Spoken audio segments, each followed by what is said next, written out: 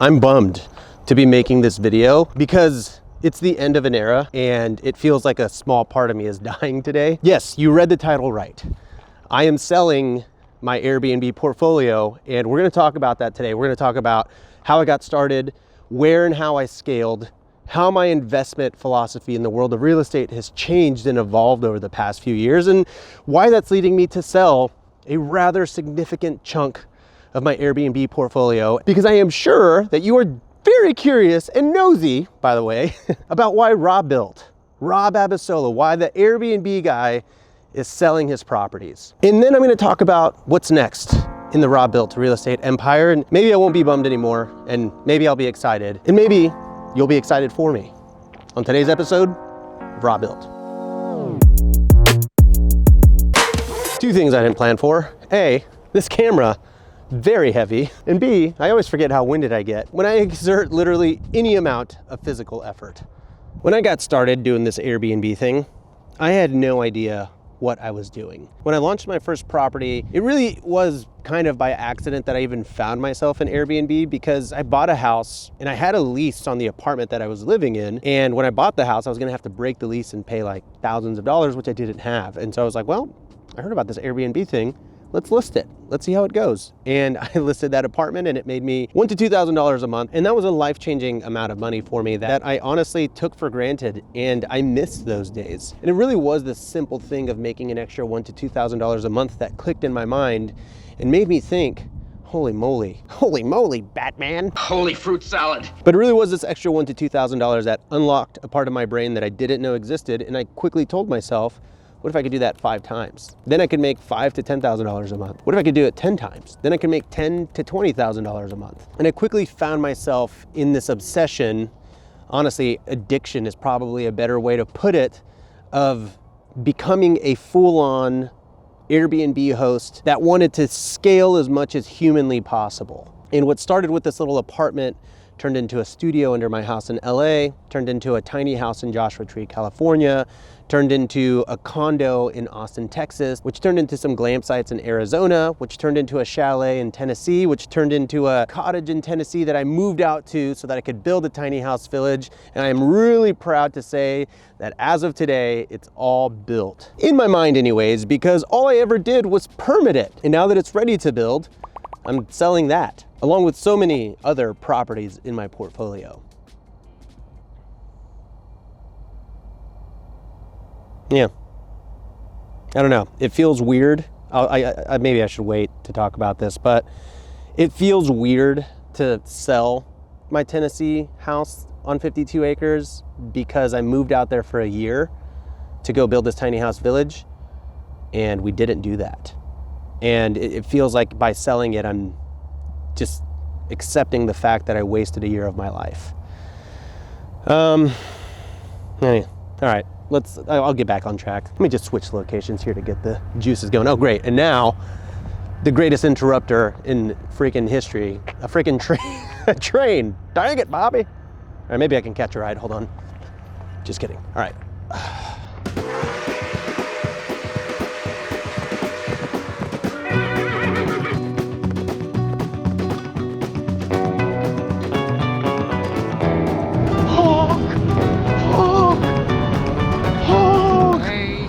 Any neighbor watching that right now is like, and that, kids, is why you don't do crank. And we're back. So I bought this Tennessee cottage, and then I bought places in Berkeley Springs. I started buying more places in Texas. I bought land in Virginia. I bought a motel in New York. I bought a mansion in Scottsdale. And then I started buying properties in Houston. And I really thought that this was the progression of the sophisticated Airbnb host. You start with one and you figure out how to get more and more and more and more. And what I didn't really realize was that I was falling into this idea of door disease, where I just wanted more doors because it sounded cool to say I had 10, 20, 30, and today 45, at least for a little while longer. It was really a badge of honor to say that. It really was. I was so excited to tell that to people and to teach you how to do that. And I did that, I think, effectively for a long time. But the thing is, for every action, there's an equal and opposite reaction.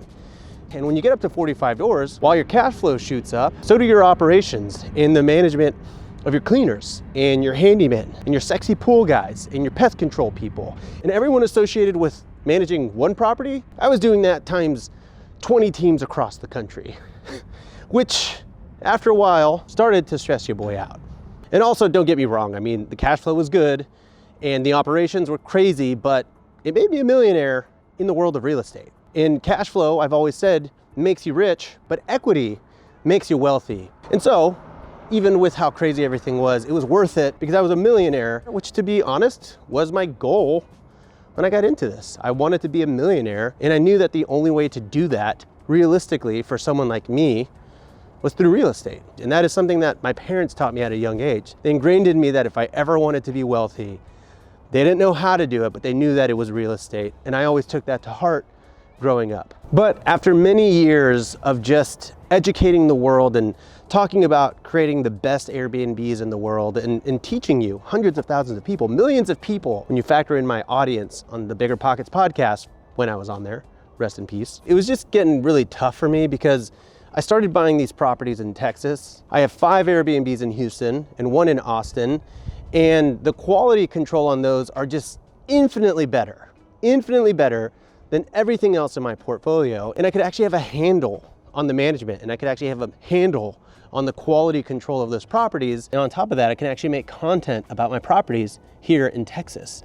Whereas there are some properties that I own that I've never been to and I'll never go to and I've never been able to make content about. And that just kind of bums me out. As someone that really believes in quality and providing experiences and stays that guests will remember forever, it just was not bringing me joy to own all these Airbnbs in places that I would never visit.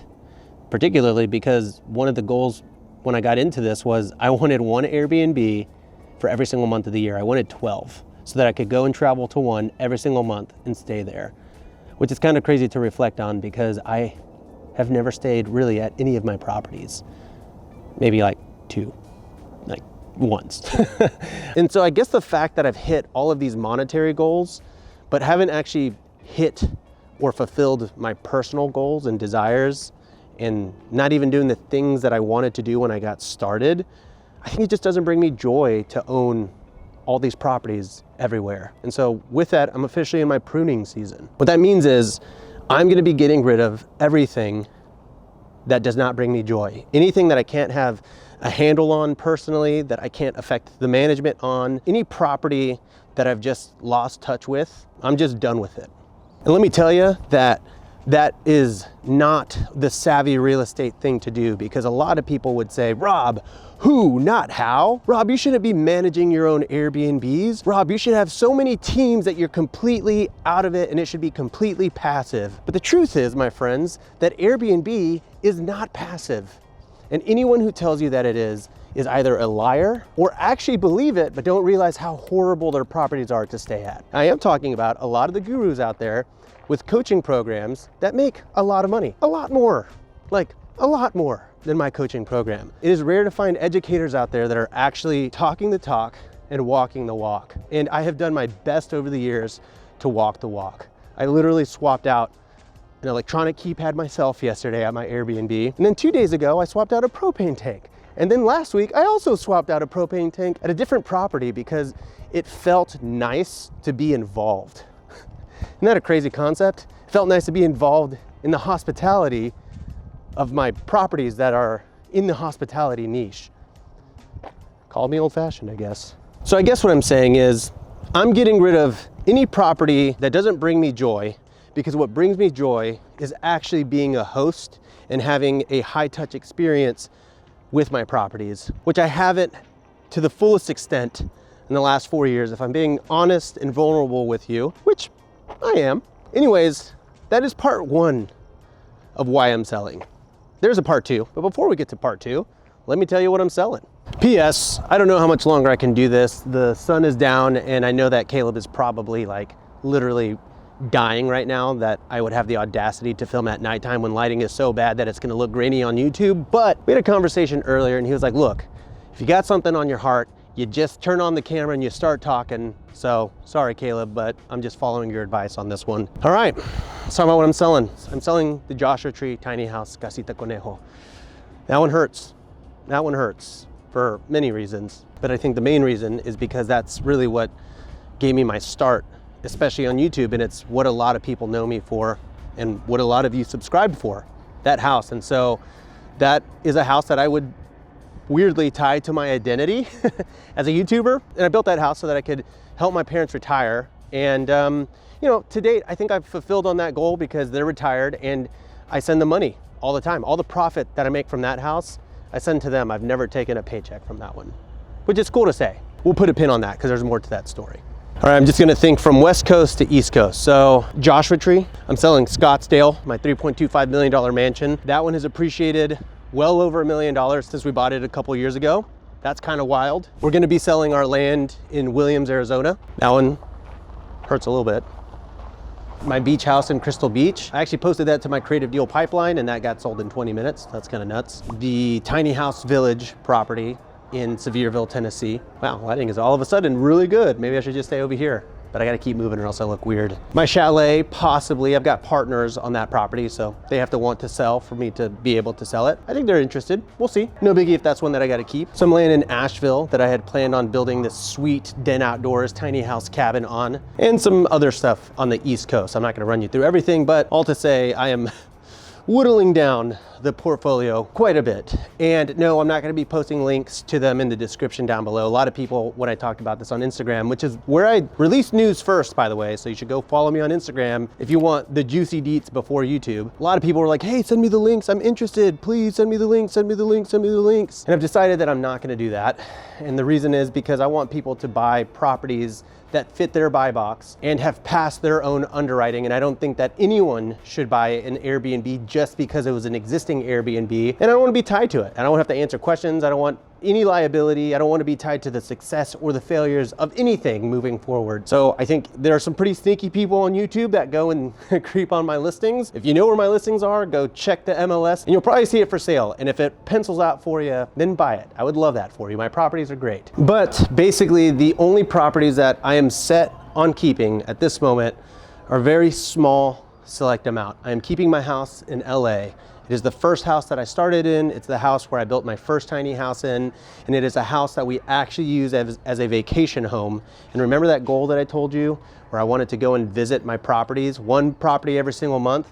Well, I'm gonna try to make good on that goal, and I wanna keep my property in LA so I can actually visit it and make good on my word to myself. I'm doing this for me, man. I'm doing it for me.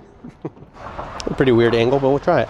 I am also keeping every property that I have ever launched with Funkit, which is the Pink Pickle in Austin, Texas, and my two properties in Houston. And the reason is that I live close, I can make content about them. They are outstanding, amazing properties that literally, okay, that's not true, that figuratively print money for me. Every property that Funkit has ever launched or been a part of has had crazy results. And those three properties should do about $150,000 a year in profit after all of my expenses. So for me, I'm like, dude, just those three properties alone will make me like $12,500 a month. Why wouldn't I keep that? And they're the poster children for what I talk about. Experiences, amenities, Instagrammable moments, high earners for my bank account. I really am just really stubborn now about anything that I'm gonna take on. And really, if it's not a Funkit Interiors property, I don't really want it. Not so subtle plug for Funkit Interiors. If you want a top 1% listing, book a call with our team. I'll leave a link down below. I believe, genuinely, I am convicted when I say this, we are the best short-term rental design firm in the world. And I think our clients would agree too. You know why? Because they make a lot of money. Because I make a lot of money. I don't know what I'm going for. Yeah, no, anyways. Next. The moral of the story is that I feel like when I started launching Funkit properties, that was sort of like the 2.0 version of my Airbnb version, of my Airbnb journey.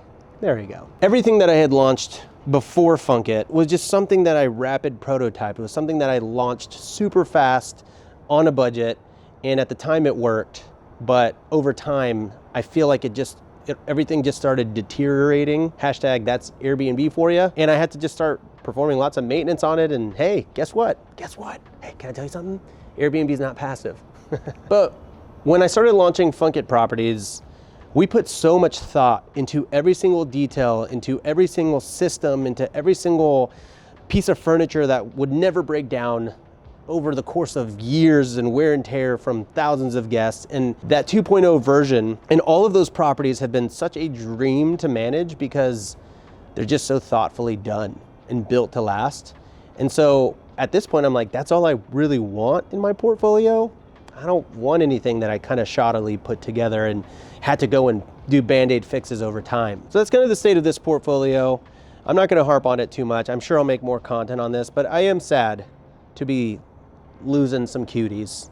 I feel like I have to thank them for what they gave me, much like I often thank y'all for what you gave me, so thank you. But it's really leading into the next era of Raw Built, which I'm excited to talk about. So the real catalyst for all of this was, yeah, I wanted properties like Funkit that were high quality properties that could make me a ton of money.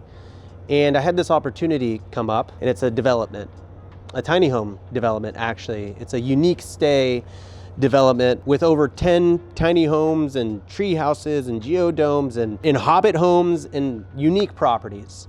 Already built, already existing, already cash flowing. And there's room to build another 10, and then we have another 10 acres to go out and develop and maybe build another 20. Well, I don't know if I can do this. Not emotionally, I just mean there's a train coming right now. You know, if the lighting wasn't bad enough already, now the sound is really prohibitive on what I'm trying to do. So I guess I'm gonna finish this at home. Hi, I'm back in a controlled setting with controlled lighting and sound. Isn't that great? Let's talk about this development. This is actually kind of a crazy story. I have a conference every year called HostCon. And at that first HostCon, Kai Andrew, my business partner at HostCamp, spoke, and one of the people in the audience really got inspired by that and just the idea of building a big Airbnb compound. So he set out to do that. And then a year later, he came to HostCon and was in development. And then on my third HostCon, he came and he said, I built it and I'd love to sell it, and I'd love to sell it to you. And one thing led to another, and many conversations and negotiations later, I am officially under contract on this development. This is a 13+ unit development. It's over $5 million. I'll give you some details, but not too many, because we all know when I talk about deals publicly, they die. But it's several $million.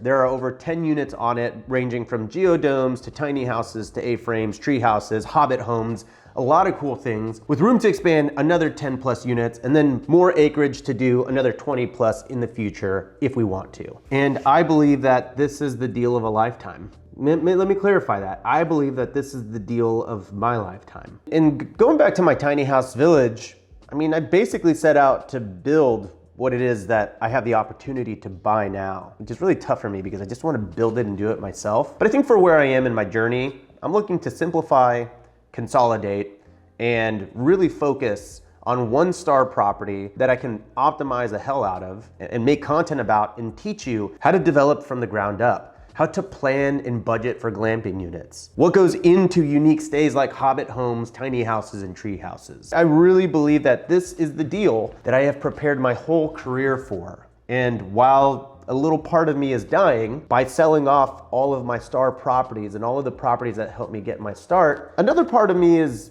I don't know, getting reborn? Being reborn? What is the grammar there? I don't know.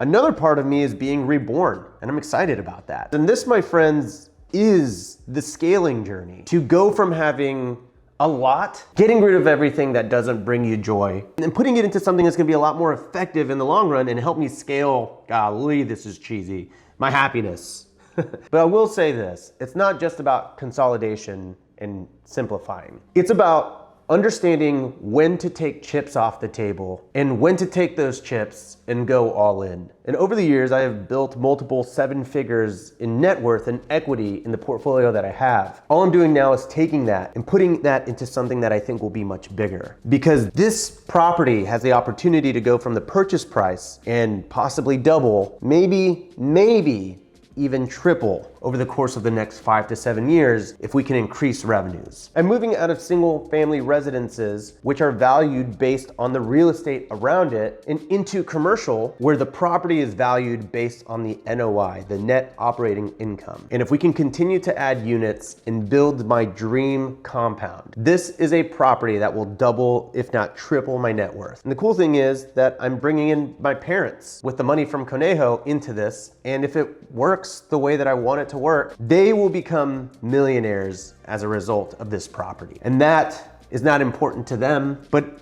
it's important to me. They came to America from Mexico. My father was a doctor. Him and my mom sacrificed everything and gave everything up. They came to America to build a better life for their children. While all they want out of me is to just live a happy, successful life in America, I just want to make sure that they're taken care of. And while they don't really care about the net worth stuff, if I can wire them lots of money every single month, then I'm gonna be pretty happy. So that is the story of why I'm selling everything. I'm not getting rid of my Airbnbs because I don't like it or because I think the industry is dead. It's the opposite.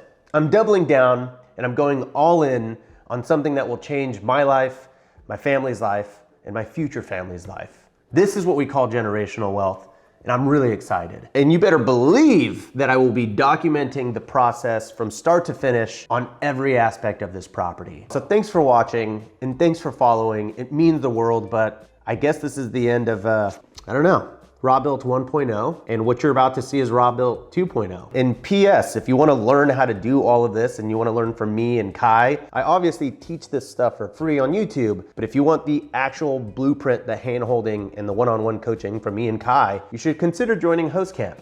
There's a link in the description down below. You can book a call with our team. You'll actually probably speak to Kai, and we can help you do this whole crazy, dreamy Airbnb development unique stay thing. All right. I got it off my chest. I'm excited. Thank you. Thank you for listening.